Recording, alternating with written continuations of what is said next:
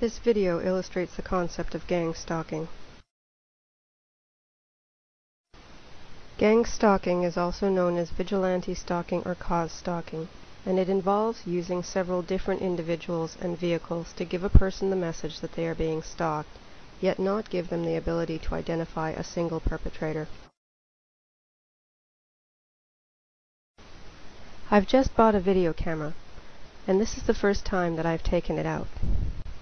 Instead of driving away as I normally would, I sit and play with the zoom on the camera. I hadn't realized the cyclist was sitting at the corner.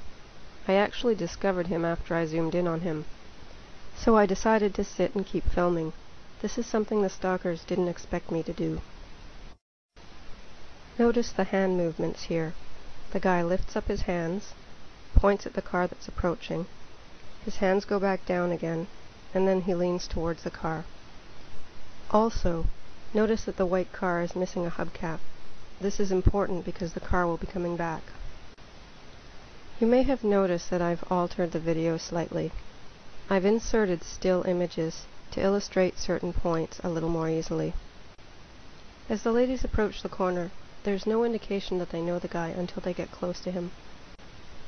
Watch as the blonde woman walks toward him, and obviously he says something to her, and she turns around and looks in my direction. The other woman seems to stop herself from turning around completely. The blonde woman points at me. Watch now as the guy on the bike signals someone else. He looks at his wrist as though looking at the time, then turns his palms upward as if to say, "I don't know what's going on." This is just before a cyclist and a car come by.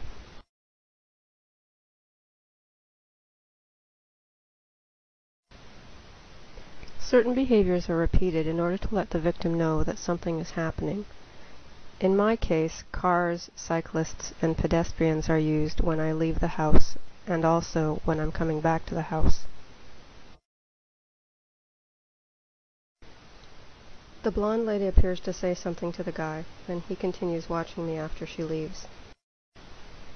A man named David Lawson managed to infiltrate one of these groups, and he wrote a report on it called Terrorist Stalking in America. At this point, he scoots down a little so that he's more concealed by the trees. According to Lawson, cause stalking has been used by extremist groups since the early 1990s.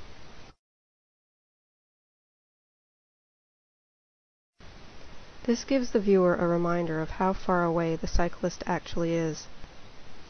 There is absolutely no way that he can see that I have a video camera.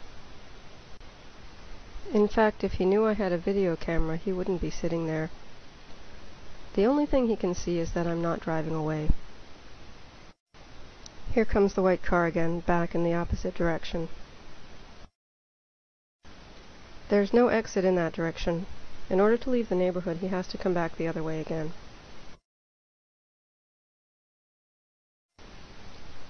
According to David Lawson, the people who are involved in gang stalking are often not employed, which gives them the ability to follow a person at any time of day.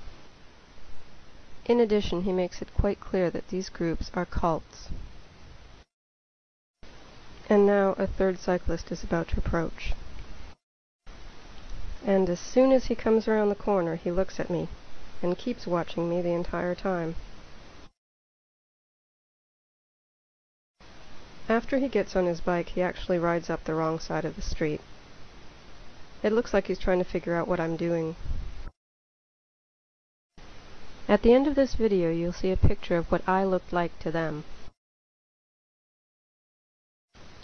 Lawson says that when stalking groups move into a neighborhood, there is an increase in the number of break-ins, noise, and it will become a high-traffic area. And now a fourth cyclist is about to approach. And here comes the same white car a third time. The basic system is alleged to have been developed by the Ku Klux Klan and refined through years of use. The primary characteristic of cause stalking is that it is done by large groups of people. A target will always be followed, but he is unlikely to see the same stalkers very often. The cyclist has now left. I've blurred the video here on purpose to protect the child's identity, and I lowered the camera when a second child came by. 2 more cars are about to approach. That's 7 cars, 4 cyclists, and 3 pedestrians, not including the kids, on a Tuesday afternoon, within a 5-minute period. This is a picture of my car taken from where the cyclist was sitting. It's very obvious from this perspective that there's no way he could have seen that I was filming. So this begs the question, what were all those people looking at? What was so interesting to them?